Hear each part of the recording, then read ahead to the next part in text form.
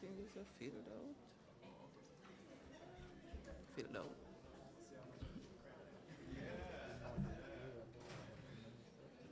They won't be here. No. No. No.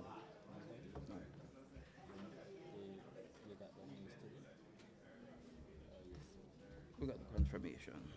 Yes.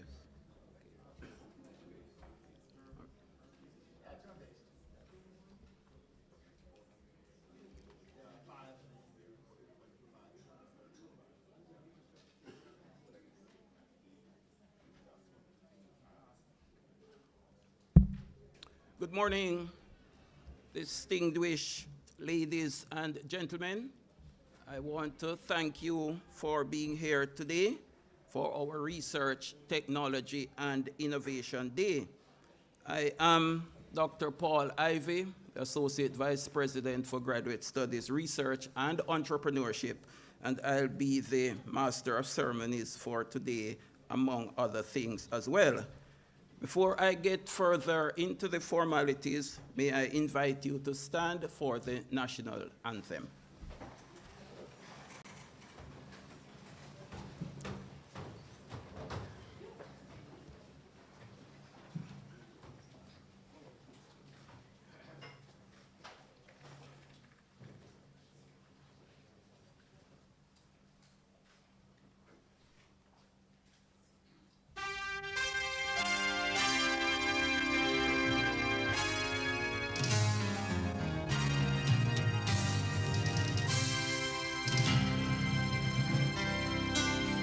Eternal Father, bless our land, guard us with thy mighty hand, keep us free from evil powers, be our light through countless bars, to our leaders, great defender, grant true wisdom from above. Justice, truth be us forever. Jamaica land we love. Jamaica, Jamaica, Jamaica land we love.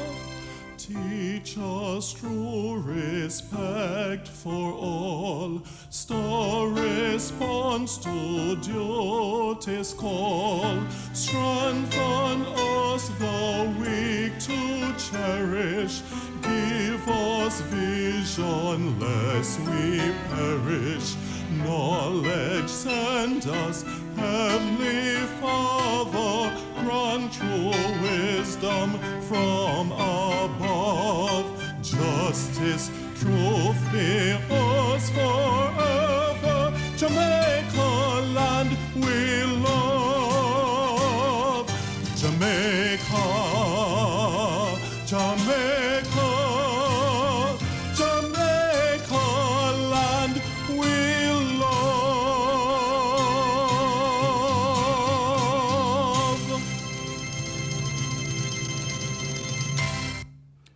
Thank you. You may be seated.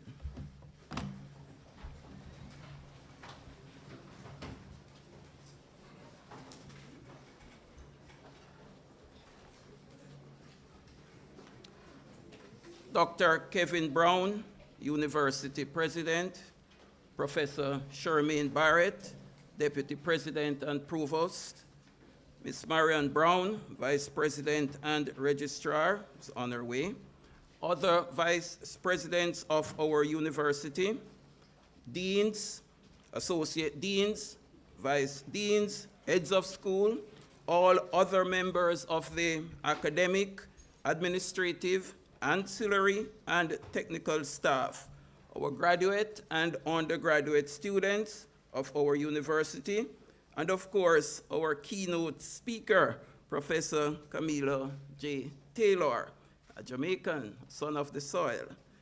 All our other distinguished guests, industry partners, policymakers, just members of the public, and of course, the students from our different institutions who have journeyed here to be with us this morning. Thank you so much for coming and for attending Research, Technology, and Innovation Day 2026. We truly appreciate that you have decided to spend today with us. Now then, my job as MC is relatively simple. I shall be doing three things. The first is that I will mention some housekeeping matters. First, I will let you know that the registration form is to be accessed by this QR code you see on screen here. And shortly after this, you will see another QR code for the program booklet for today. There are also QR codes at strategic locations throughout where you can access the program booklet and other pertinent information concerning today. We're going high-tech on that level and also conserving resources and environmental considerations in that regard as concerns paper. The other thing I want to mention of an housekeeping nature is that our restrooms are located once you exit here, to the right, then a left, you come upon the male restrooms. If you take the next left, then you come up on the female restroom in short order. Now then, that's the housekeeping. I'll also mention as well that we have the overflow. If this room gets to its full capacity, the adjacent lecture theater is the overflow for persons who will want to be part of this opening ceremony. The second thing that I'm supposed to do is to guide us through the program that I just alluded to. And the third thing is to give an overview of the event, today's event, so as to guide us as to what will be happening. And so I will proceed in this manner. So then we have this opening ceremony, which is going to be relatively brief. And the brevity of this opening ceremony, running about an hour to an hour and a half at max, is that we didn't bring you here to give you speeches. We brought you here so that you can interact with the research that we are having on display today. So then, I will get into the meat of the matter. What exactly is Research, Technology, and Innovation Day? It is our university's premier showcase, where we essentially show off all of the cutting-edge research, the relevant research that our students and our faculty members have been undertaking.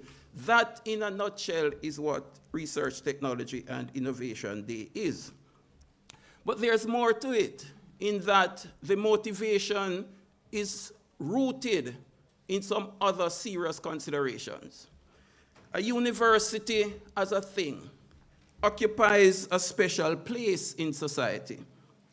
It is one of the few institutions expressly dedicated to the relentless pursuit of knowledge.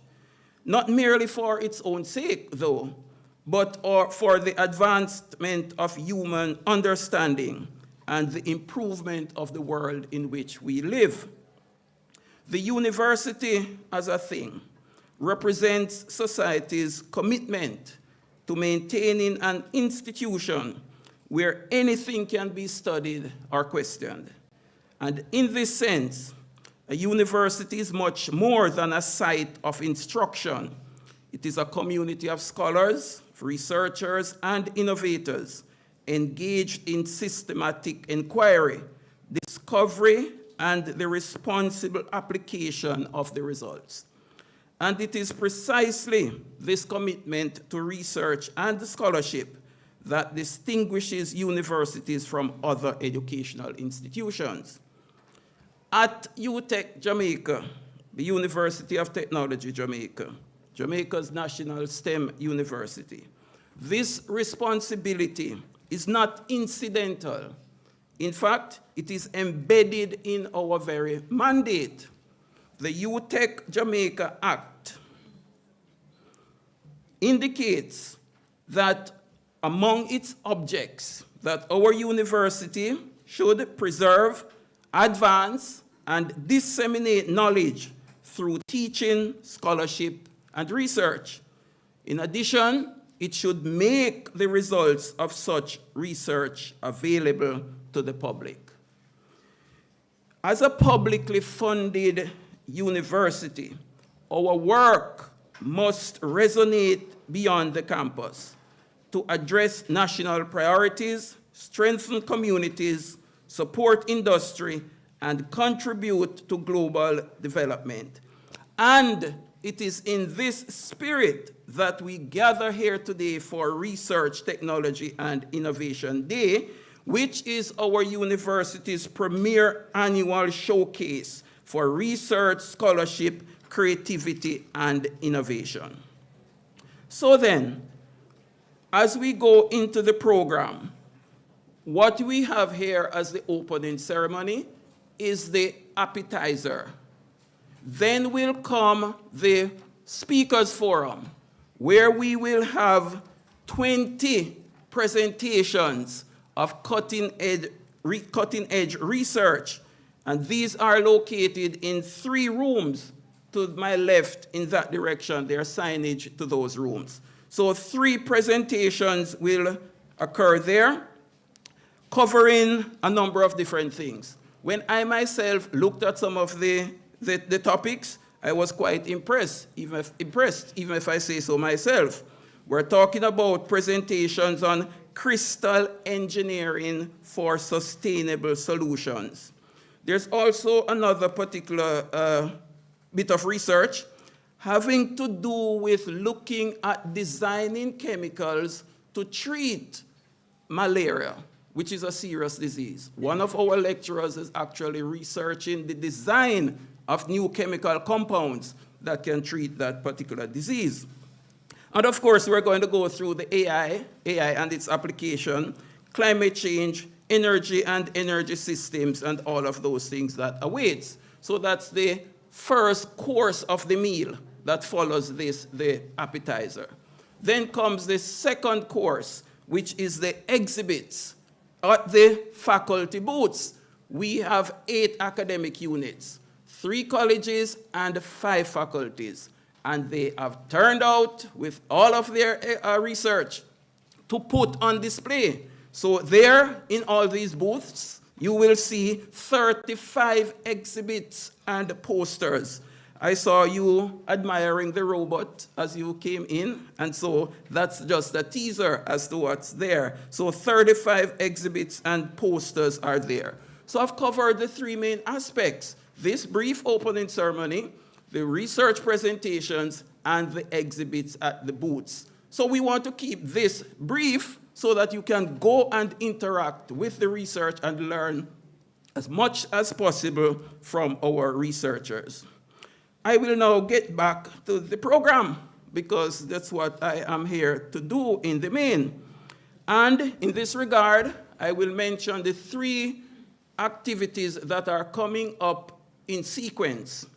We will have, if you notice I didn't go there, we will have the official welcome from our university president, Dr. Kevin Brown, and he will be followed, right, in order, by Professor Shermaine Barrett, our deputy president and provost, who is in charge of the academic affairs of our university.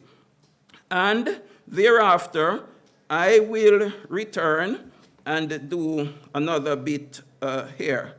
And then, before I take my seat, I just want to say that we had anticipated having our Minister of Education here today, but she has apologized for an inescapable situation that developed at the last minute, hence her inability to be here this morning. Without further ado, let me welcome our university president, followed by our deputy president and provost. Please make Dr. Brown welcome.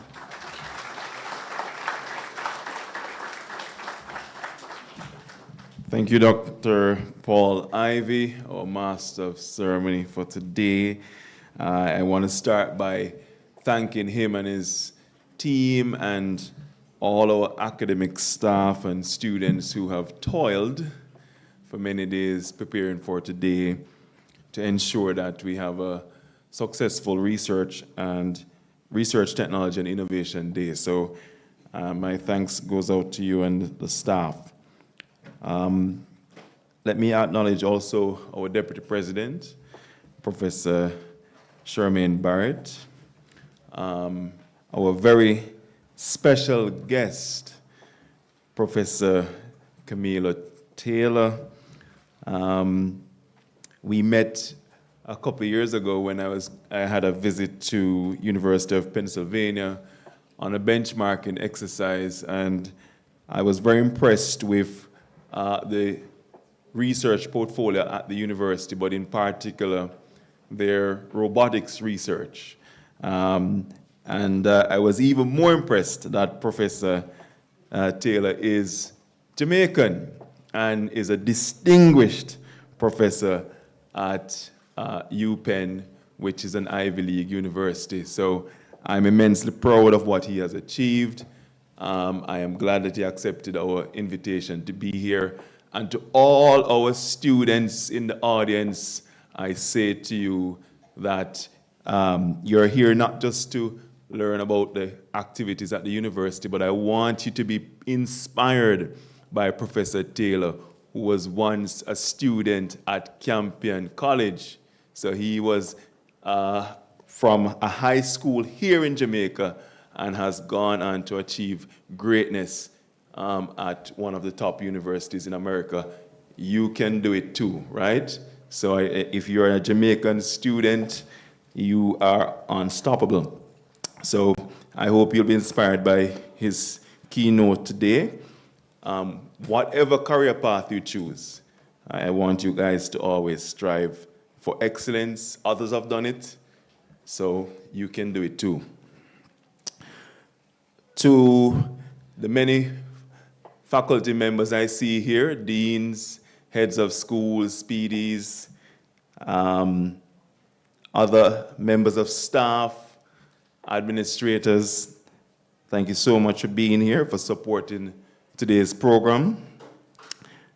To our university students, but also the many students I see visiting from high schools rather, from across Jamaica. Welcome to our campus.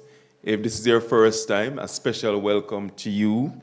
And I hope from this visit you may, in your considerations for your next step after high school, look at UTech as a potential institution of higher learning where you should make your next step. We are a STEM-focused university, and as you can see, we are in a technological era. So if you're not doing science, technology, engineering, and math, then you might be out of sync with today's developments. So it's really a pleasure to welcome you all to the 2026 version of today's event. The theme, Impactful STEM Research for Power and Development. And it speaks directly to the core focus of UTech and the vital role of science, research, and innovation in our potential to grow and develop as a country. Now, some of you are sitting there thinking, well, Jamaica is known for its culture, and rightly so, and we should be very proud of our culture. We're known for as a tourism destination, but I argue that our future lies in STEM. Our future lies in becoming a knowledge-based society. And if you don't believe me, look at all the developed countries around you, even tiny little Singapore. Look at all these countries and study their economy, their history, and you will see that their growth, their substance and status in this world was built off the back of being a knowledge-based society. So what's a knowledge-based society? A society that firstly has a highly educated population. A society that has over 50% of its population having a degree or having access to tertiary education. And then within the economy, a society that's industrialized, a society where we have high-value jobs, knowledge-based jobs. That is where Jamaica has to go next. We have tried and we continue to be the #1 destination for tourism, and our growth remains flat. We are good at the extractives in terms of bauxite, and our growth remains flat. So we know that the top industries in this country are not quite getting the growth up there. We have a very strong financial sector, it's not doing it. But yet we produce talent. Professor C.J. Taylor, who was once in a Campion shirt many, many moons ago, he looks very young now, right? Shows you that what Jamaica has is brain power. And if we can unleash that brain power, not in America, but right here, it could be quite transformational.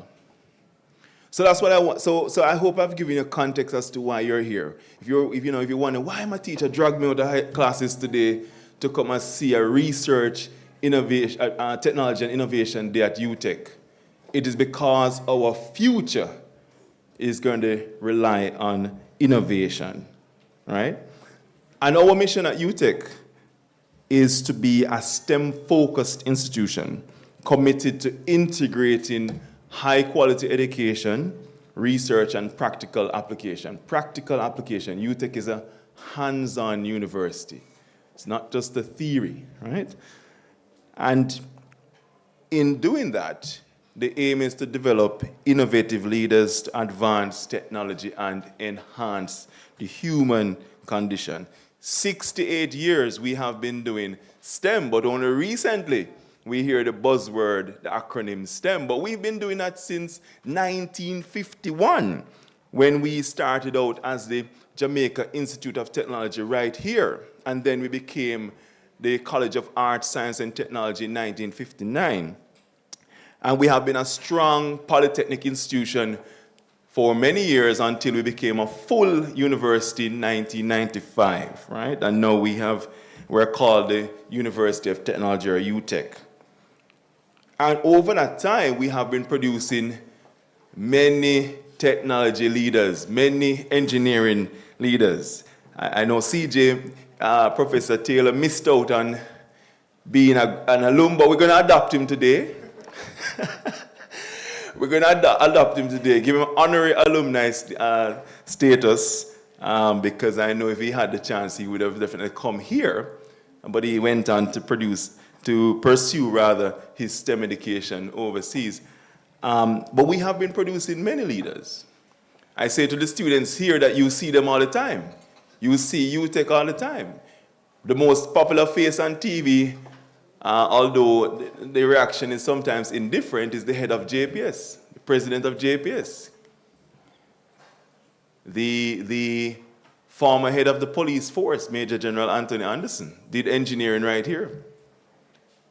The head of the National Water Commission, the president of the National Water Commission is a UTech past student, and many more, male and female, have emerged from this university and are leaders in industry across the country, across the Caribbean, and dare I say, across the world. If you're paying attention, recently you'd have seen O'Neill Gale, a past student of UTech, launching a branch of his company. He's the CEO of Loring Engineering Consultants. The company is 70 years old, and he is the most recent CEO, and he has opened an office of the company here in Jamaica to add to the branches that they have in America and Canada. O'Neill and I were in Farquharson Hall together on the dorm. We did engineering right here. So for us at UTech, we see our mission as critical to the country's development. We see a future where we will transition from being a business process outsourcing nation to a knowledge process outsourcing nation. We have to make that transition because the BPOs, which employ a lot of Jamaicans, are under threat from AI. And so we will have to transition to high-value services. We'll have to transition to producing, for companies, employees, a workforce that is skilled in AI, that are skilled in all disciplines of engineering, that are skilled in computing and cybersecurity. And we will have to convince the world that Jamaica has a critical mass of people that who are STEM professionals. That's the big challenge for us right now. So the event we're having here today, I hope will inspire you, the students. I see some of you in white shirts. I don't know if that represents upper six or lower six. But wherever you are in your studies, I want to encourage you to choose carefully your subjects and ensure that maths and English is at the core or the heart of what you're doing. And I want to encourage you to work hard and get those good grades and choose a university. Maybe the one that you're attending right now for today's event. And I will end by saying that the presentations you'll see today, the research, the innovation that you'll see today are building blocks for transfer of technology, for new IP or intellectual property for Jamaica that can be commercialized.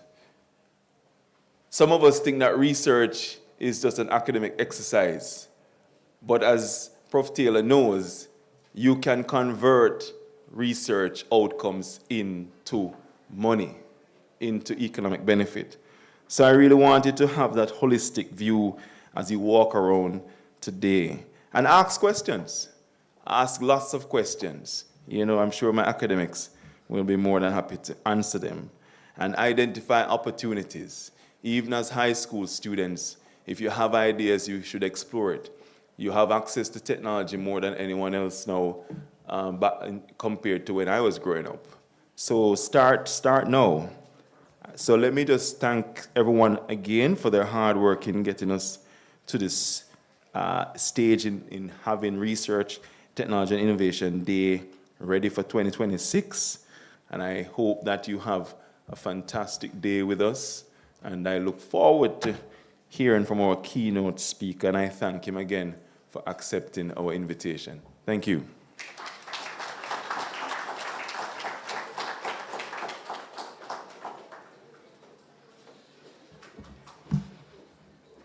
Dr. Kevin Brown, President of UTech Jamaica, Dr. Ivy, Paul Ivy, our MC, but more importantly, AVP, Graduate Studies Research and Entrepreneurship, my fellow VPs, our guest speaker, Professor Taylor, deans, vice deans, heads of school, members of faculty, members of non-academic staff, students from UTech Jamaica, and students from our prospective students in the audience. I'd like to welcome you to today. Good morning. Well, the president says he's looking forward to hear the guest speaker, not me. So I have to hurry through, all right? So let's see how it goes. But nonetheless, it is my great pleasure to welcome you to the University of Technology Jamaica's Research, Technology and Innovation Day, held under the theme, Impactful STEM Research for Powering Development. Today's event celebrates the remarkable work of our faculty, researchers, and students, whose curiosity, creativity, and commitment to excellence continue to drive meaningful solutions to the challenges facing Jamaica, the Caribbean, and I dare say, the world. At the University of Technology Jamaica, we firmly believe that research is not merely an academic exercise, but that it must be a powerful engine for national transformation. Through our work in science, technology, engineering, and mathematics, we here generate knowledge, develop innovative technologies, and create practical solutions that strengthen industry. At least, it is our hope that our research has those outcomes, that we enhance public services and we improve the quality of life for our citizens. At UTech Jamaica, Research, Technology and Innovation Day provides a valuable platform for showcasing the breadth and depth of the work taking place across our faculties and colleges. From emerging technologies and applied scientific research to entrepreneurial innovations and product development, today's presentations reflect our commitment to translating knowledge into real-world impact. Equally important, this event brings together academia, industry partners, government stakeholders whom we have invited, students and members of the wider public, reinforcing the collaborative ecosystem that is essential for innovation and sustainable development.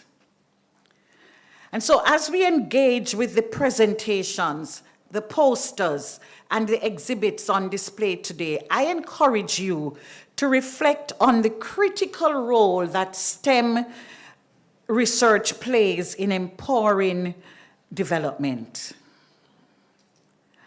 Whether it is through advanced technological solutions, supporting economic growth, advancing societal challenges, addressing societal challenges, or strengthening Jamaica's global competitiveness.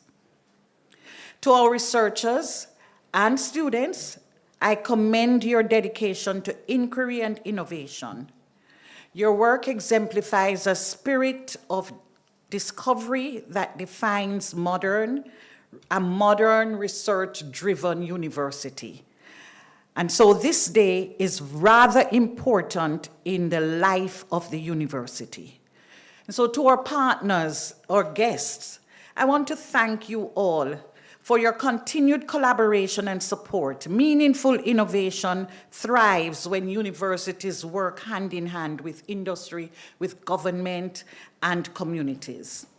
I therefore encourage everyone here to explore the exhibitions, engage with the presenters, ask questions, and take the opportunity to build new partnerships that will further strengthen our collaborative efforts. Once again, welcome to the University of Technology Jamaica. Welcome to Research, Technology and Innovation Day. I wish you an inspiring and rewarding experience. Thank you.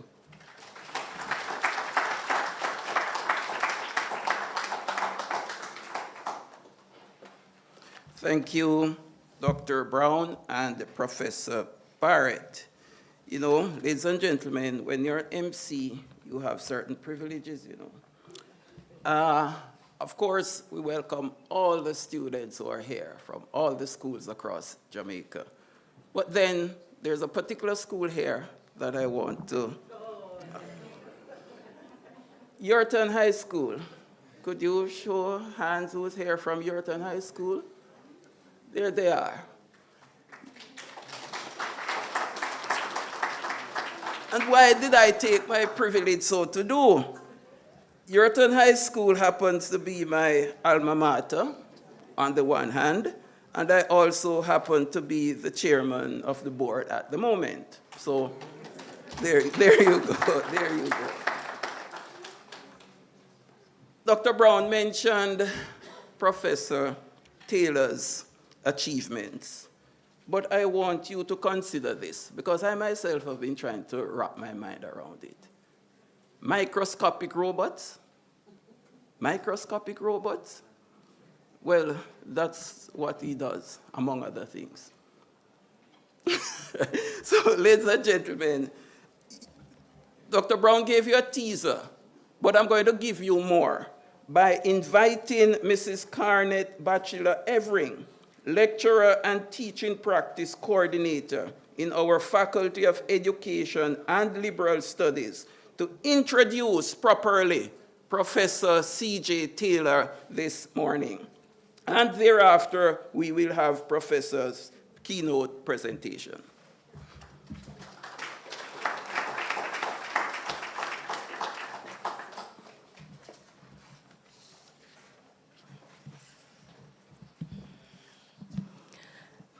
I stand on the protocols already established. It is therefore my distinct honor to introduce our keynote speaker, Professor Camilo Taylor. I hope I said that right. Prof. Taylor received his AB degree in Electrical Computer and Systems Engineering from Harvard College in 1988 and his MS and PhD degrees from Yale University in 1990 and 1994, respectively. He was a member of the Harvard chapter of Phi Beta Kappa and held a Harvard College scholarship from 1986 to 1988. He was also a postdoctoral researcher and lecturer in the Department of Electrical Engineering and Computer Science at the University of California, Berkeley. He later joined the faculty of the Computer and Information Science Department at the University of Pennsylvania in September 1997. In 1998, he received an NSF Career Award and the Lindback Minority Junior Faculty Award in 2001. In 2012, he received a Best Paper Award at the Institute of Electrical and Electronics Engineers Workshop on the applications of computer vision.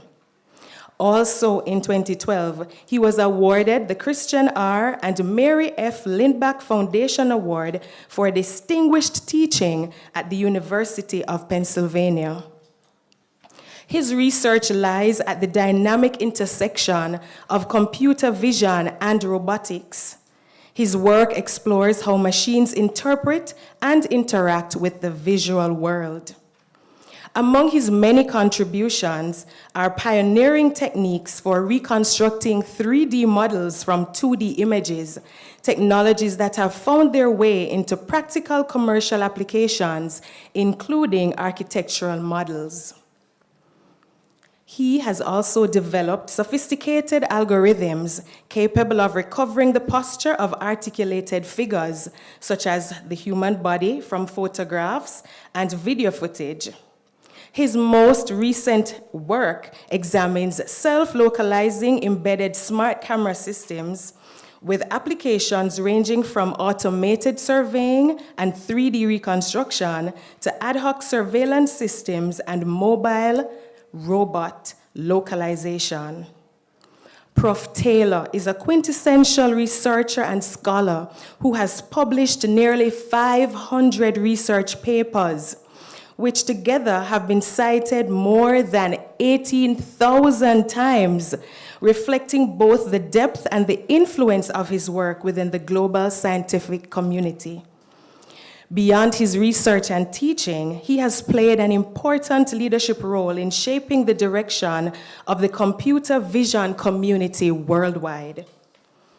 He served as an associate editor of the IEEE Transactions of Pattern Analysis and Machine Intelligence and has contributed extensively to the organization of major international conferences.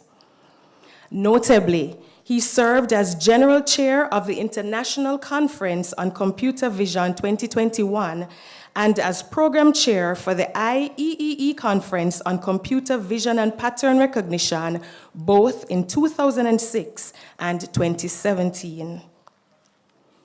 While Professor Taylor's academic achievements are global in scope, we are especially proud to recognize him as one of Jamaica's own.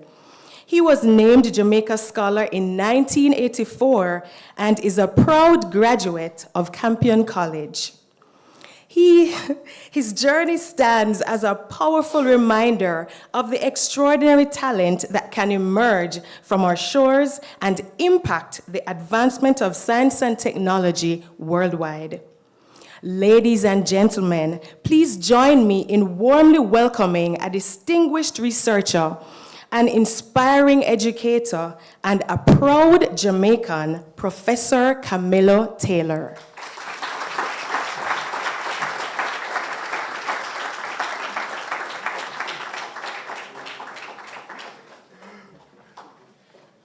Good morning, everybody. So thank you for that extremely generous introduction. Everybody here should just call me CJ. That would make things a lot easier. First off, I wanted to thank the leadership of UTech, Professor Barrett, Professor Brown, Professor Ivy for inviting me here. It took me like 10 seconds to decide to say yes. I will say that this is, we always enjoy coming back here. We've had a couple of very successful joint programs with UTech over the years. We've been able to bring students from the University of Pennsylvania down here to work with students at UTech and UE on a variety of STEM-related projects. And so it's always a great day when I'm able to find my way back here. So with that, I've just had a couple of minutes, so I'm going to try to entertain you, so we'll see how that goes. So there's a lot of videos and there's not a lot of equations, so we'll try to get through it. We'll see how many of these things we can get through quickly. I was invited to sort of talk generally about robotics, which is always dangerous for me. So what I tried to do is sort of talk about robotics in the context of projects that I've been involved in over the years. And as was explained to you, I'm extremely old. So there are many variants of that to choose from. But let me start with one, which is some work I did actually back at 1996, the University of California, Berkeley, working with Honda Motors. And this is actually a clip from a news story, which I think we'll just let it play, and then I'll talk about sort of. Again, 1996, so people are going to look funny. And hopefully that plays. So this is the real test, is mastering AV.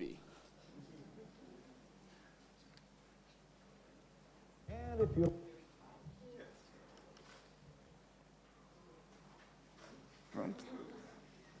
if you like to relax while you ride, then check out the new car that drives itself. If you look closely, you'll see me in this. That's ahead. Well, this is a hands-off experience. Smart cars that actually drive themselves. Sarmike Emanuel took a spin today and reports on technology that could revolutionize the way we get around. Welcome to Honda's AHS demonstration. Please fasten your seatbelt. These Accords look like any other at first glance, but inside they're loaded with some 21st century technology. Honda is one of the automakers working on designing an automated highway system in the next century. But before you try ordering a car that virtually drives itself, there's more work necessary and analysis. The cost of these systems and the benefit, this is something that's an ongoing topic of study for us, is to determine what's the most useful for the customer and what he's willing to pay. The main controller for automated driving is in the trunk. This car combines video technology in front, road magnet sensors under the bumpers, and a laser system. The laser works by shooting a laser beam out in front of us, and it reflects off of any object that might be there, and we can measure the time that that reflection takes and also the angle that the reflection comes back. The laser tells the computer to move the car safely out of the way of these barriers. The computer reacts to change lanes. Computer displays inside show the technologies interacting. The laser and video can be limited by bad weather or poor visibility. With the magnet nail, we can actually, in the case of rain, which might cover the road surface, or in the case of inclement weather anyway, we can actually follow the lane even so. And so that's an advantage of that system. But putting magnets in the middle of all of our roads will take time and money and the government's help. Hands-free driving is not anything you'll see on Southern California freeways anytime soon. What you will see in the near future is what they call adaptive cruise control that reacts to the traffic around you so you don't have to slam on the brakes. A laser judges other cars around it. Inside, a switch allows you to set how close or far you want to be from other cars. Automatic driving is still in the future, but the technology is on test tracks today. In California City, Mike Emanuel, KCAL 9 News. Me? That's no, actually, really, the reason I wanted to show this was actually to echo the theme that Professor Ivey talked about, which is what is research? And if you think about it, research is really the process of turning ideas into technology. So again, this is 1997, and we were building on like 15 years of work prior. And as many of you know, many of these technologies in terms of self-driving are on the cusp of becoming daily occurrences in many cities around the States and Europe and beyond. But it starts with researchers and crazy ideas and applying creativity, time, effort, and no amount of lost sleep to get to the point where you're actually turning these into solutions that really affect people's lives.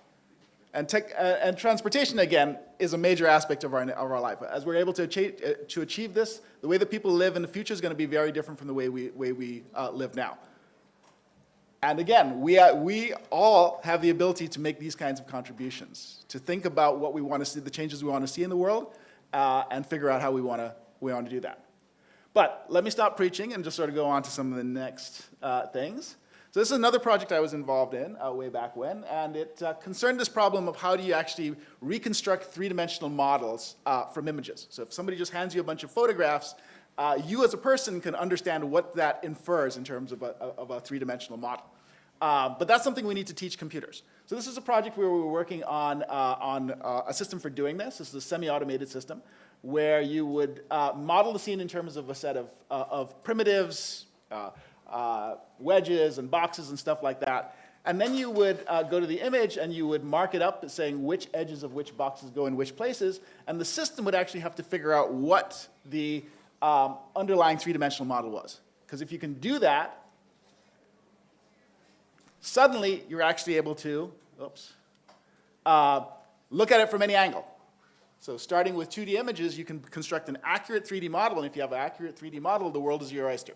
And actually, this is actually a theme in robotics, and that what we want to do is endow robots with the capability to understand their environment, semantically, geometrically, etc. So again, here's a short movie, shortish movie, featuring my collaborator, Paul Debevic, and this was shown at SIGGRAPH. Wow.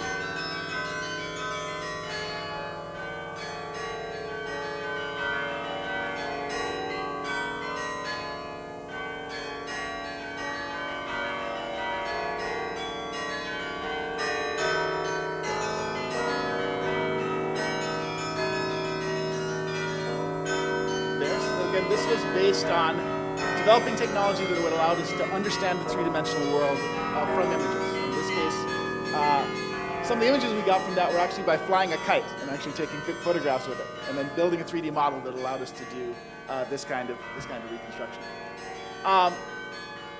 This was sort of a fun project. It led to a couple of interesting things. So actually, those of you might remember the Matrix movie back a long time ago. Actually, all of the background reconstruction was done using our technology. So the fact that they were able to make it, so this was shot against a green screen, and then all of the post-production was done using the reconstructions based on stuff that we'd done. So that was fun. So sometimes you never know where things are going to take, the directions things are going to go. All right, let me fast forward a little bit and go and approach something that happened a little bit more recently. This is work that we've been doing for a while on drones, automated flying vehicles. This is part of a DARPA-funded project called FLA, for Fast Light Autonomy.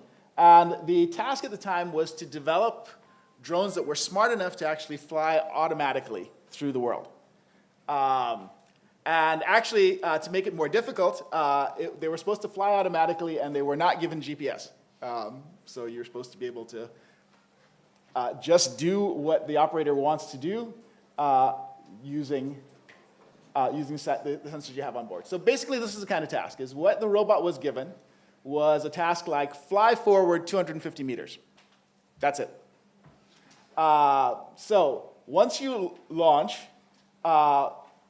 everything else that the robot does has to be done on board. No communication, no prior map, no nothing. So it has to figure out where it is relative to its goal. It has to automatically be able to construct a three-dimensional map of its environment.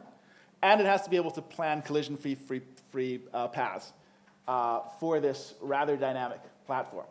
So right now, it's incredibly scared of trees and is trying to do its best to navigate them. And once it clears the tree, it heaves a sigh of relief and says, I'm close to my goal. However, it doesn't realize that its goal happens to be inside a building, because we didn't tell it there was a building.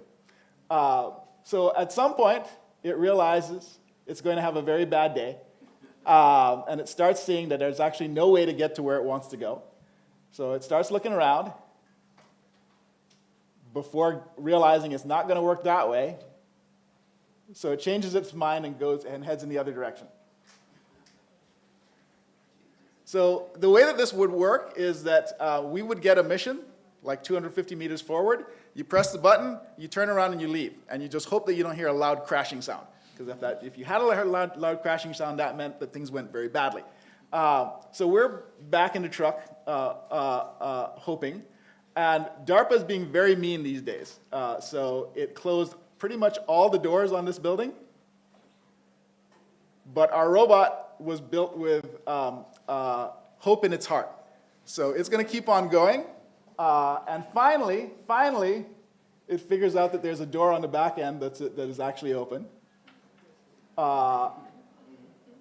And again, this is part of actually being able to navigate with and without GPS, because once you go inside, there is no GPS. So even if you had it, you can't do that. So once again, it's sort of building a three-dimensional map of its environment. In this case, the robot was programmed to get really excited if it saw a red barrel. So it's found a red barrel. Life is good. And now it's going to come home and tell us all about it. So anyway, that's sort of the general flavor of what we want to do. So the point here was to develop systems that, again, where all of this thing could be done on board the robot, which is complicated because the robot couldn't be that big. And then you have to worry about battery life, you have to worry about computation, et cetera, et cetera, et cetera.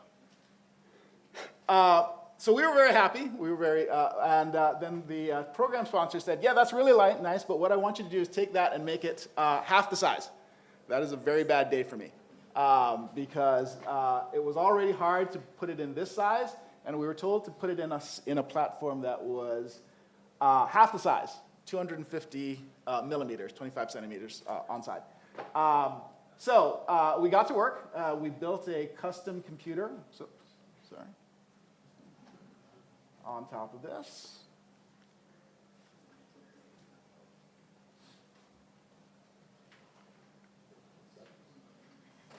So, fantastic.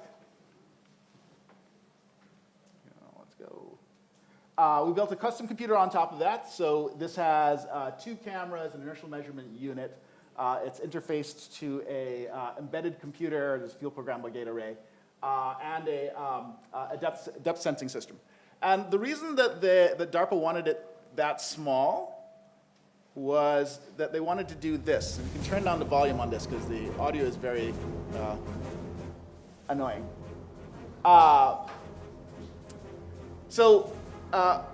What they wanted to be able to do was have a drone that you could give it a command like fly up to a building, look for a window, fly through the window, and go in and explore the building. Again, everything has to be on board. You don't get to tell it, you don't get to fly it. And the reason that they wanted it 250 millimeters is because that left 2 centimeters on either side for you to go through the window. So here it is inside the building. Life is good. And now it's going to set off and it's going to explore and find stuff. And one of the things it's looking for is staircases. So, because that could be a good way to get in or out of buildings. So in this case, it finds a staircase. It's very, very happy. And now it's going to go downstairs.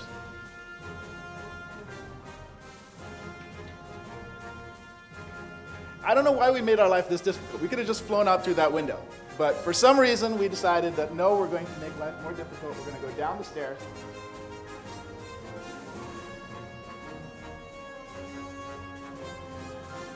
And once we get down the stairs, we can fly back out to freedom.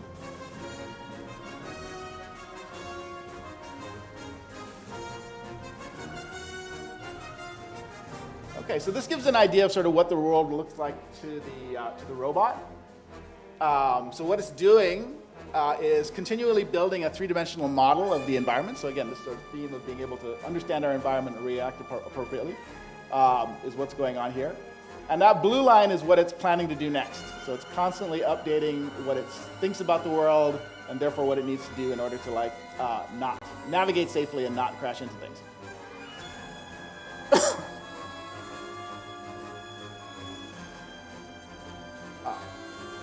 So again, this was sort of circa 2014. It's still probably some of the most advanced capabilities that we're seeing in sort of autonomous drones, though that this is a field that continues to advance extremely quickly. And we do. I have colleagues that are involved in things like drone racing and reinforcement learning to train for adversarial behaviors. So this is, continues to advance quite effectively. So we'll just wait and show you the model of this that is built in the end.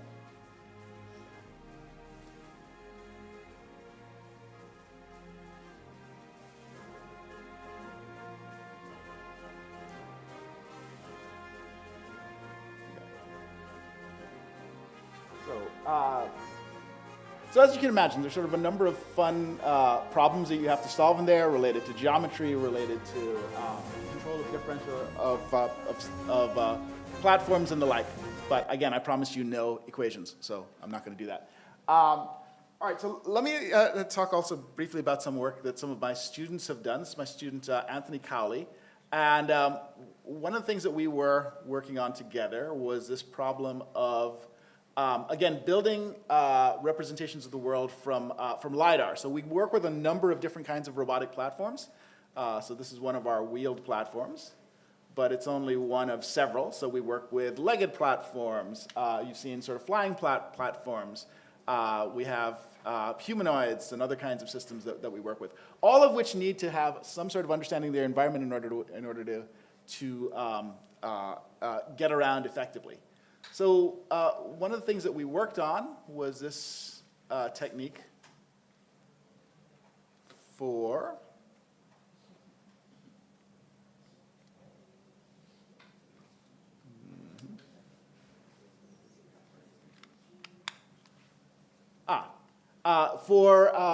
building representations of the world that were compact. And again, it's sort of inspired by the way that we think about the world, is that we don't actually build an accurate 3-dimensional model of the entirety of the city, though that is possible. But we have really good models of what this space looks like. Great. And so we built a lot of small local maps and then connect them together in order to form a larger map of the scene. So this is kind of what it looks like. Here's a robot. It's building, each of those little purple dots is a little local map of the world. And they're connected together to form an overall graph representation, which allows us to understand the entirety of the space. So with that,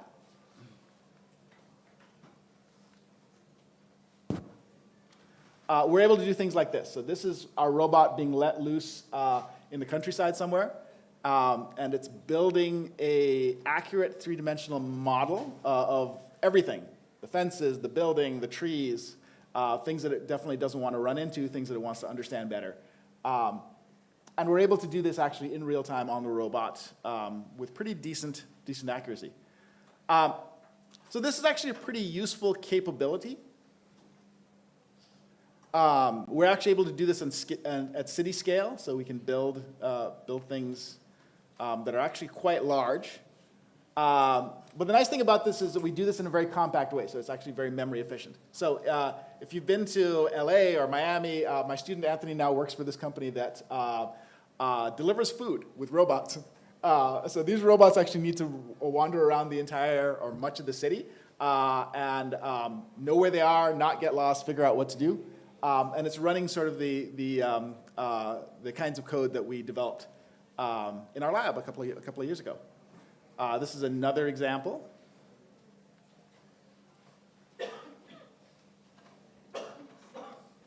This is actually another small company that I work for that does agriculturally based robots.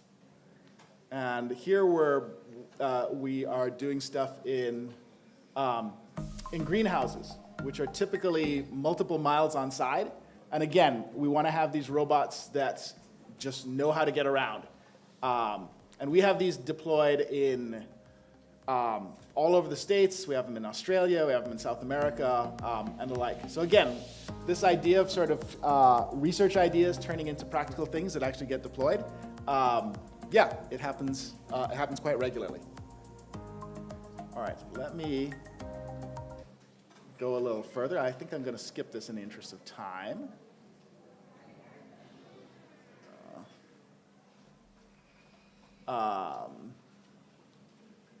Okay, this is actually showing. Well, I'll show you in the next thing. So another thing that we're able to do these days is combine multiple robots, getting them to work together. So I've shown you unmanned aerial vehicles. I've shown you some ground vehicles that work in various ways. So what if we had teams of these things wandering around? What kinds of applications could we take on? So this is actually a project I'm working on right now. It's called the DARPA Triage Challenge. And the idea is that if you had some form of mass casualty event where people were being, where people had been injured, as we all know, this is something that happens with disturbing regularity. What we would like to be able to do is to come up to the scene with a team of robots and have them go out and automatically survey the area, figure out where the human casualties are, and assess them, figure out how badly they're hurt. With the idea being that we can then direct medical attention most efficiently, because you have, in many cases, you have to have a fast response in order to get the best outcomes. So here we're building on a number of technologies. We're building on our ability to understand and map the terrain. We're building on our ability to fly unmanned aerial vehicles and build and have them communicate with each other. And we're deploying a number of artificial intelligence capabilities on these systems at the edge. So just to show you what that looks like. This would be hopefully that plays. This would be an example of one of our test runs. So again, we have this aerial vehicle flying overhead, and these are our ground robots. The aerial vehicles basically are very good for covering the area very quickly. We can find people automatically from the sky, and we can localize them. And then we send the ground robots up, and the ground robots do an assessment. They basically try to figure out how badly people are injured. And again, all this has to be done on board the robot. You don't get to send it back to the mothership. So this is probably a good depiction of what that looks like these days.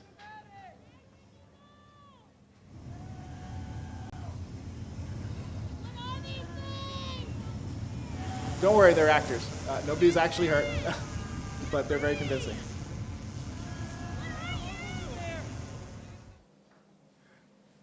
So once our robots have gone out and found casualties, then medics can come in with an understanding of what they're going to be looking at. So this is a medic actually dealing with a casualty and performing triage. So this is, again, one of the places that I'll be actually heading tomorrow. So one of our next field testing exhibits. So again, this is what robotics looks like in the field. It's often a team of people who have been up all night coding, staring at a screen and hoping that our robots score well. Actually, one point I didn't mention, the system actually has to work both at day and night. So this is actually equipped with a sea of sensors that I'm not going into that enable us to do triage in all these different circumstances.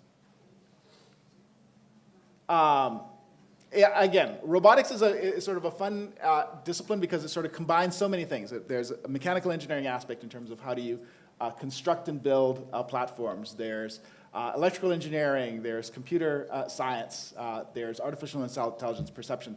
So you're never bored, and the systems tend to get quite complex, which is always fun. Just to give you a quick idea of some of the underlying things that happen in this. So this would be our automatic person detection system that we fly on our drone, and based on that, we're able to then accurately triangulate and figure out where people are on the ground, which is incredibly important.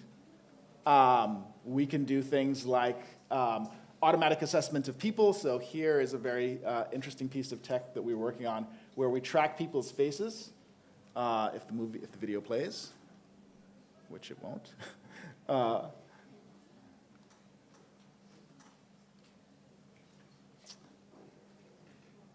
Great.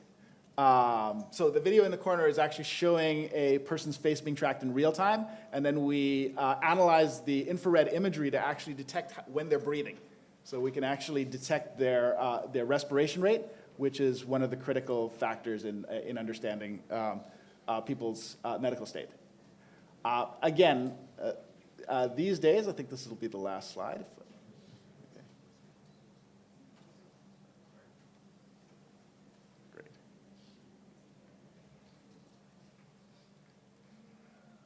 Okay, so let's go to the next slide, which I hope. Okay. And again, as you will probably all know, artificial intelligence is a very large aspect of what we're all doing these days. So this is actually an analysis of the kind of analysis that we're actually doing on board the robot, in that we actually take in audio information, imagery, IR information, and the like, and we pass them to a vision language model that's actually able to construct analyses of what it's seeing. So it can tell if we train it, when we train it properly, it can actually detect injuries. It can tell whether there's a head trauma or an arm trauma or a leg trauma, and give us some indication of who we should be paying attention to first. So with that, I think I've probably exhausted my 25 minutes and then some. I don't know if we have time for questions, but I'm more than happy to take some if you have them. And thank you very much for your attention.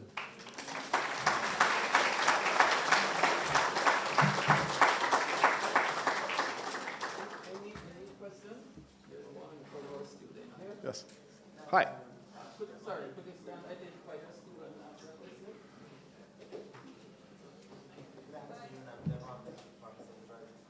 Yes.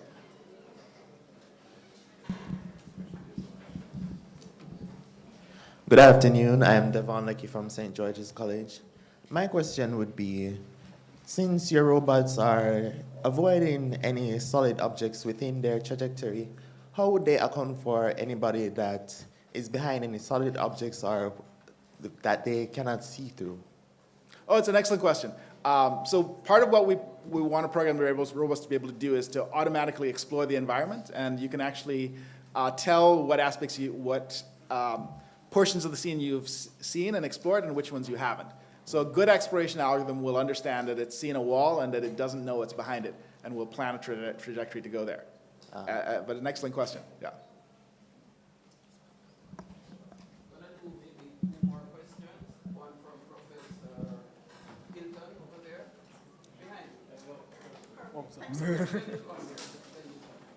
What kind of temperatures can these robots withstand? Oh, excellent question. So on the one hand, basically from just above freezing to like 90 degrees Fahrenheit or thereabouts, things fail in different. The thing that you're usually worrying about is your venting system. So if you can get sufficient airflow across your processor, that's usually 90% of the story. For flying robots, actually, life is good because you're basically carrying your fan. So you actually get a slight boost there. But yeah, it's what we really worry about is rain. It's like so.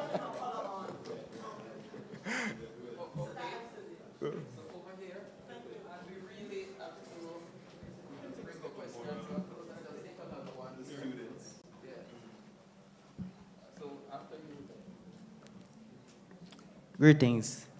Dane Bennett here, alumni, right, implementing data systems across CARICOM, different governments. My question I want to ask you has to do with a more general thing, right?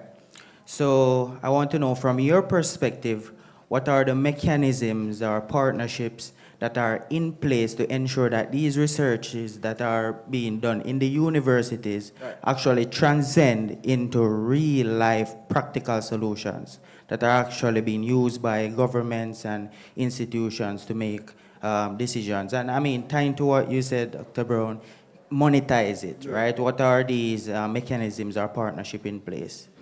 No, it's a very good question. So definitely I've seen a number of, and I've been involved in a number of things where we're actually working with startups. So that's a very common. So from the lab I work with, the GRASP Laboratory, we have on the order of 7 or 8 startups over the last couple of years that have taken technology we developed in the lab and turned it into products that then people can buy. Licensing is another way of doing it. But usually, the big secret sauce to all of this is people.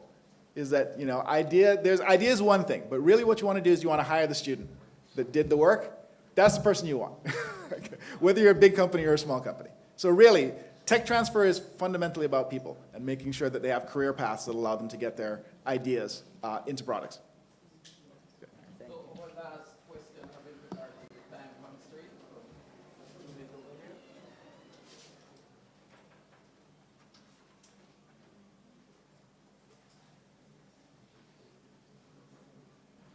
Good afternoon or good morning. Is it feasible? Oh, okay. All right. Is it feasible for Jamaican researchers and engineers to be brought onto projects such as these? And also, how would these researchers and engineers apply for these projects? Well, I guess I'm a Jamaican, so I guess I'm going to say yes to that question. Yeah, no, I think there are a variety of sort of mechanisms. I mean, I don't know. One way is sort of applications for graduate school, but the other way is looking for other opportunities like Fulbrights or exchange programs or things like that. I mean, I think the nice thing about much of this technology is that it's not tremendously capital intensive. You're not trying to build a nanofabrication lab or working with dangerous chemicals. And the internet is a very leveling place in that much of what I've talked about, we freely publish. You don't pay us a cent to read papers or to take online courses.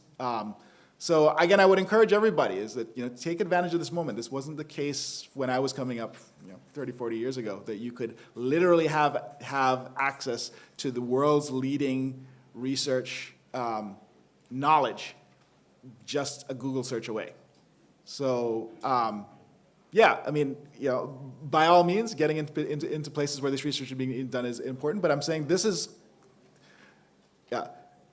these are things you can do here, or at least start here. And I think that's a good message to take away from this. Okay. So with that, let me return to it.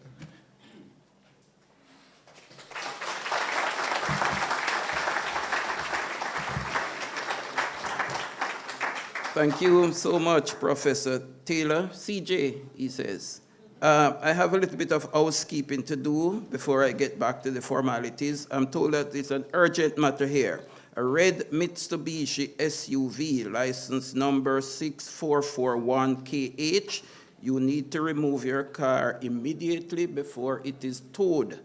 Mitsubishi red SUV 6441KH. Needs to be moved right away. I've got this from the Safety and Security Department. So if you have that vehicle, please make arrangements to move it right away.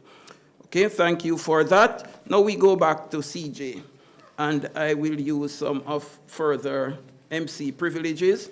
He says to call him CJ, and then I'll also say impressive.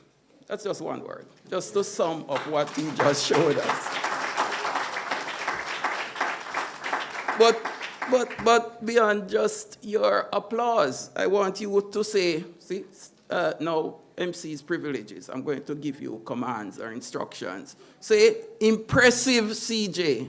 Impressive CJ. There you go. there you go. And so say all of us, Professor Taylor. I want to quickly mention in the audience, Dr. Derek Deslandis, president of CASE, who is here. And I was quite interesting to see when Prof. Taylor mentioned the agri-based robots. I saw him perking up when he saw those. And we have as well an important partner with us. Partnership is part of what we do here at our university. And a representative from the DBJ, Miss Alexandra Daly, is right here. And it's not just her presence, because hear this.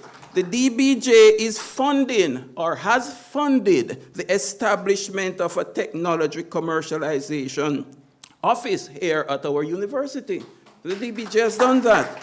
So it's all about the technology and the monetizing of the research. And sitting beside her is that distinguished gentleman, Mr. Prince Graham Haynes, who happens to be the director of the Technology Commercialization Office.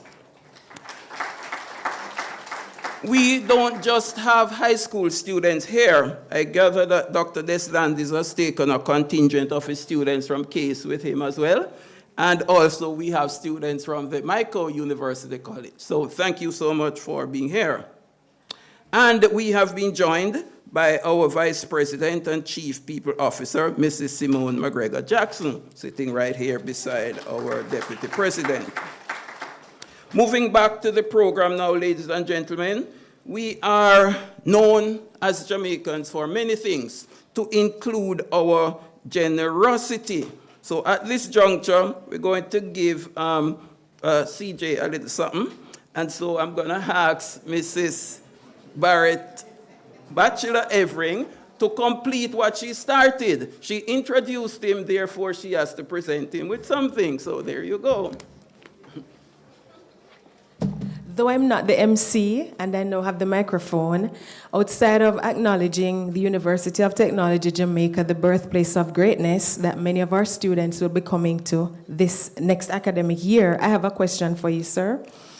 What kind of encouragement or motivation could you give to our students in the event that they would want to go into the field that you are in? How do they get there? In a nutshell.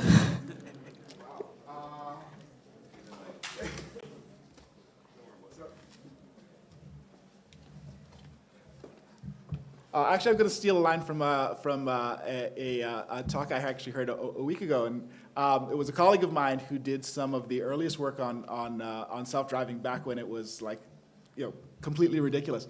And he said, look, at the end of the day, you should be doing the things that you really bring you joy, because that's what's going to produce the best result. And I've been very fortunate in that. That's all I ever did is I did things that I really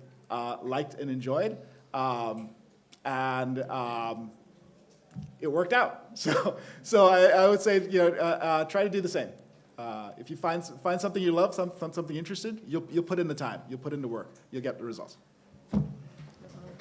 Students, are you satisfied with that response? They said no. I think they want a little pathway.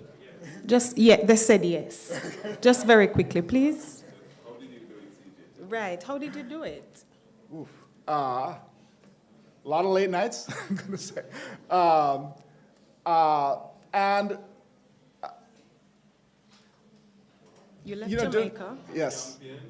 Campaign, right, you went.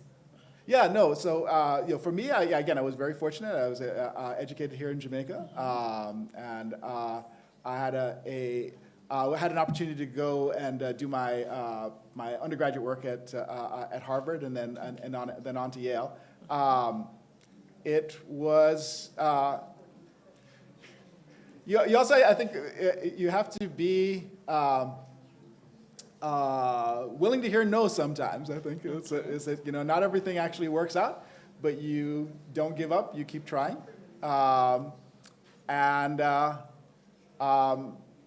yeah. Again, I think if I'm going to be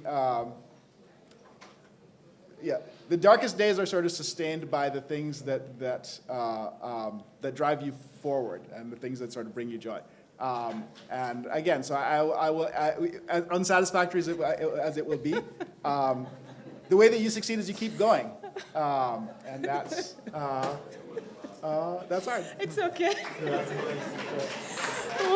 Thank you so much, Prof. One of the most important things he said is that he got his foundation right here in Jamaica, and we applaud that. So, CJ, Prof. Taylor, thank you so much for taking us on a journey from yesterday's machines to tomorrow's intelligence. Your work reminds us that when research meets time and persistence, imagination becomes reality. So on behalf of UTEC's Research, Technology, and Innovation community, please accept this token. Go to the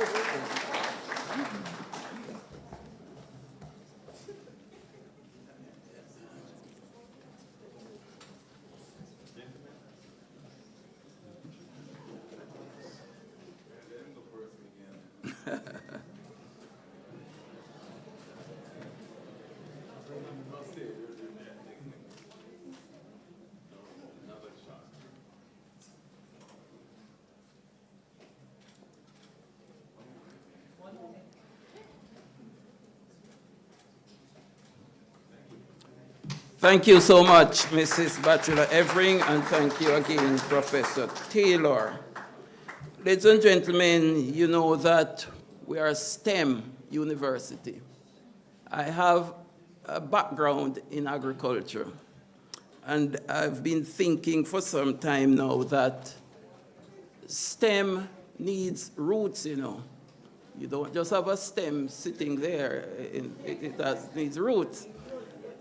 And there are those who will say that the arts represents the roots for STEM, but I won't get into that debate now, except to invite Mr. Melville Cook, who's going to give us a performance, and therein lies the heart's dimension to all of what we're doing. Come, Mr. Cook.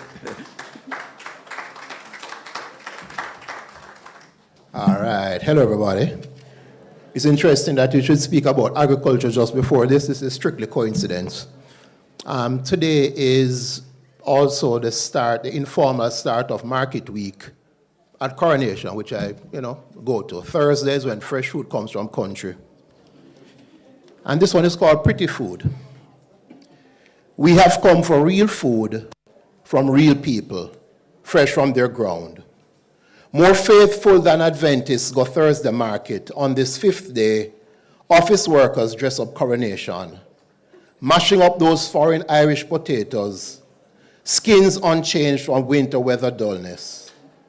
Sellers store repetition with dollar signs in numbers and looped sounds. Tomato 50, cucumber 100, strung up your body.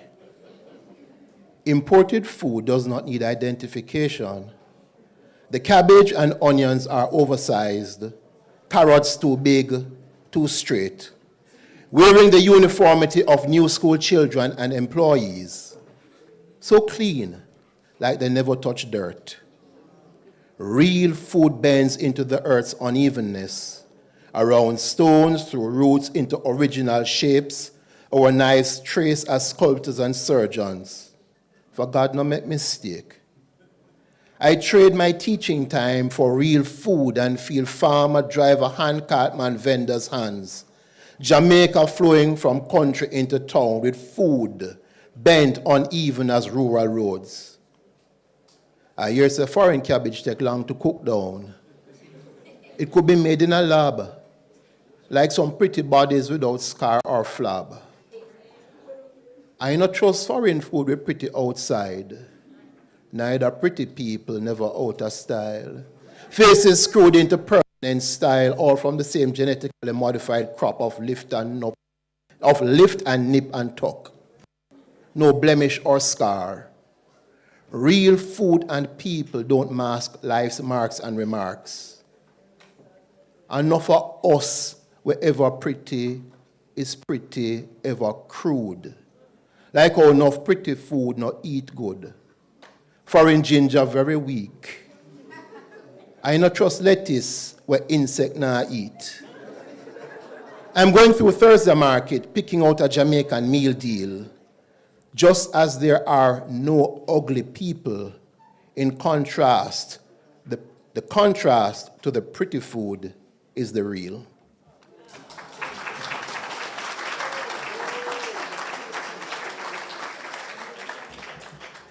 I am not going to say I told you so, but I told you also. And so we thank Mr. Cook. He didn't hesitate, a lecturer in our Faculty of Education and Liberal Studies. Now, ladies and gentlemen, we are proceeding to the speed section with a hat on the clock. And what we have here is that we are going to have the presentations of some awards. Persons are going to be surprised because what we're going to do at this juncture of the program is that we're going to recognize excellence, as we present awards to the top performing academic units that have distinguished themselves against key performance indicators for research. One of the key performance indicators that has been set out in our strategic plan, which is the number of published peer-reviewed papers.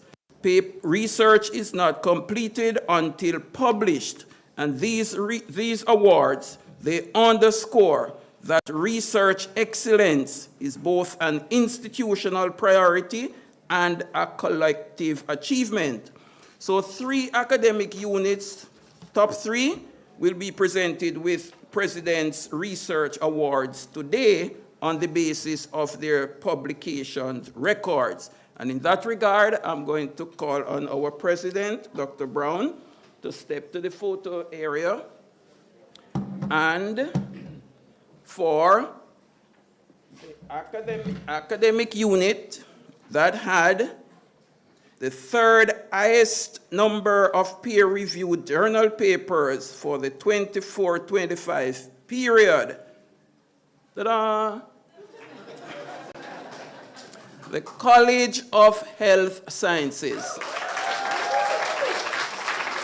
And collecting on behalf of her college is no less a person than the Graduate Studies Coordinator there, Dr. Peter Gay Thomas Brown.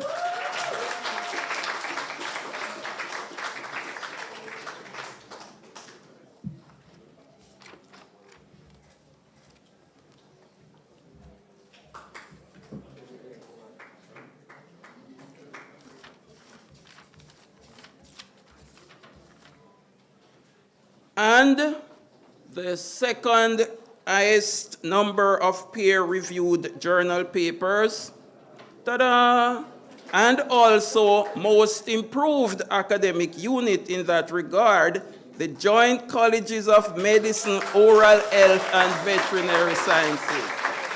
And the Dean Dr. Dion Bennett is coming forward to receive the award.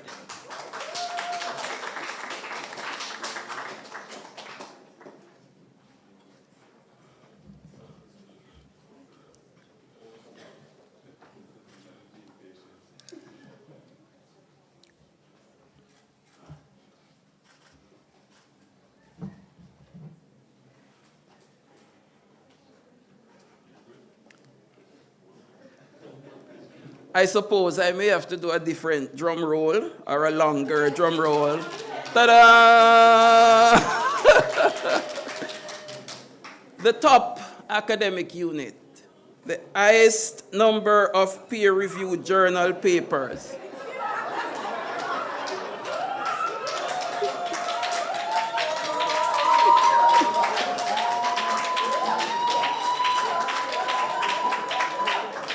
The Faculty of Education and Liberal Studies.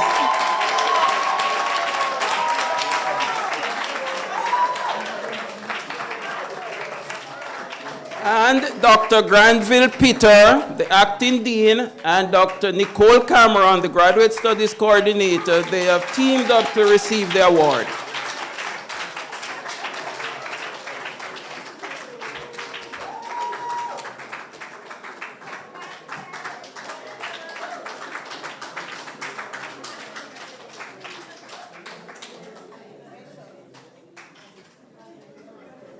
Wonderful.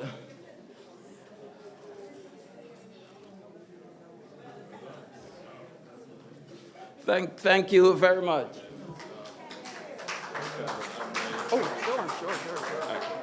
I just wanted to add my congratulations to the colleges and faculties, and hope it will inspire other faculties and colleges to try and outdo the winners today. But it is important that our university has a vibrant publication environment, and so I want to thank the academics who are involved in research. I want to encourage you to keep going, and I think the next frontier for us now is to do some really exciting work as presented by CJ today around robotics. But congratulations again, well done. CJ has sort of set a very high benchmark, 500 publications, 18,000 citations. So I wait to see which one of my academics will catch up with CJ. But congratulations again to everyone. Thank you so much, Dr. Brown. And I just say on that score, ditto, ditto, ditto. Yes. Now then, ladies and gentlemen, with an eye on the clock, now reach the closing remarks, where again the MC has complete privilege. So now, I want to first start with thanks and gratitude. It has been said that gratitude is a secret wish for future favors. So the persons who I'm thanking need to appreciate that they'll be called upon for other favors in the future. Mrs. Bachelor Evering, for so adroitly introducing our guest speaker. Thank you so much. And she didn't hesitate when I asked her. One email, bam, yes, I'll do it, Dr. Ivy. Thank you so much. Professor Taylor, CJ, thank you so much for coming back here and to share some of your impressive research that you're doing. We are all inspired by the impressive show, the little tidbit that you showed us. I was wanting to see the microscopic robots, but maybe another time. And as he mentioned to me in correspondence, that is just coming in for this presentation here today, out tomorrow morning, on his way to Texas for some of those field research that he showed you that he'll be doing. Thank you so much for taking the time to come here. Yes, indeed. I want to thank the UTech leadership. Were it not for the Dr. Brown and the top leadership of our university, we would not be having the show here, the investment that they have put into it, and the other kinds of support. We thank you so much. The planning committee, all of this was pulled together by a planning committee working over several months. And in that regard, I want to thank, starting with the Graduate Studies, Research, and Entrepreneurship Coordinators for the 8 academic units. You see those booths set up out there? They were the ones who pulled things together, rallying their troops in their respective units to bring about what you're going to see on show today, the presentations, the exhibits, as well as the posters that you all see there are coordinated. We had tremendous support from the Corporate Communications Unit, led by Mrs. Michelle Beckford and her team. See Mrs. Garrick there, and Ms. Simpson, and all the other persons there. Mr. Ivor Bennett in marketing was tremendously helpful, and so I thank him and his team as well. So too the Finance and Business Services Department. Nothing happens without money, Mrs. Gordon. It takes cash to care, and a lot of this was your doing, you and your team. We thank you. The Facilities Management Department and the Safety and Security Department as well. And also, I must take a few seconds to thank my resourceful and indefatigable SGSRE team. I have this little team of persons led by Ms. Shanika Campbell, Ms. Tanisha Lee Lawrence, Ms. Grayson Black, and Mr. Norton Ware, and it is they who are the ones who are in the trenches.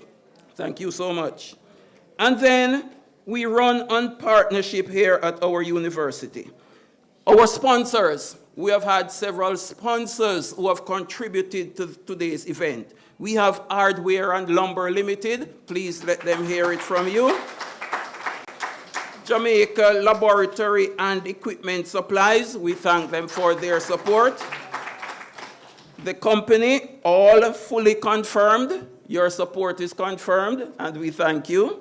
And then also Jambisco Limited, which is a subsidiary of Separate Limited. Those are some of our main sponsors, and we thank them so much. And to all persons who I may not have mentioned, whatever contribution you have made, we thank you, and you'll be coming back next year for further support. And our students and their teachers who have journeyed here today, thank you so much for coming out. All the other members of the university community, thank you so much. This is a collective effort. This is our collective showcase, and everybody contributed to this. I thank you so much. So we close now at the stroke of noon, which is what we planned for, and we close with our university song. Thank you so much, and please stand for the university song, which will be played. And thereafter, we now proceed to the viewing of the exhibits. The presentations have commenced or will commence at noon, and please use your program to guide you throughout the rest of the day. Thank you very much. Just across from here. Just across from here, and there's signage. There's signage to get you there, and ushers as well.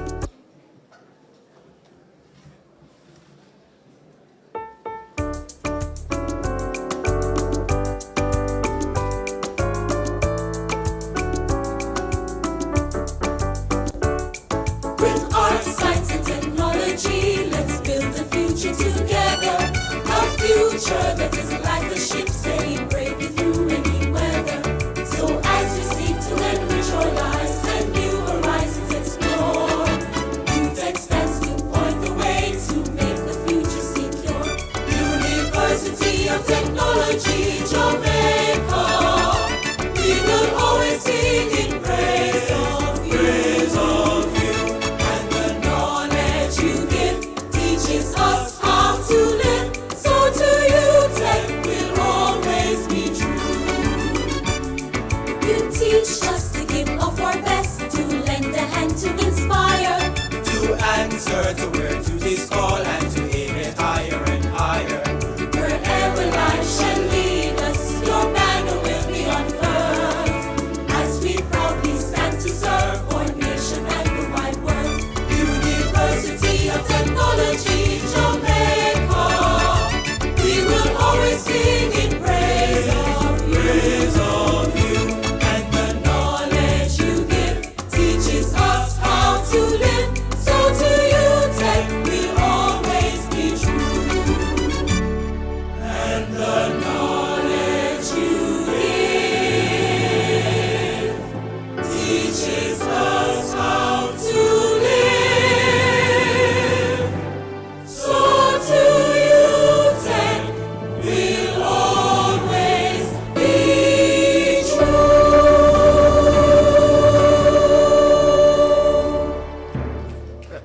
Thank you, and enjoy the rest of Research, Technology, and Innovation Day 2026.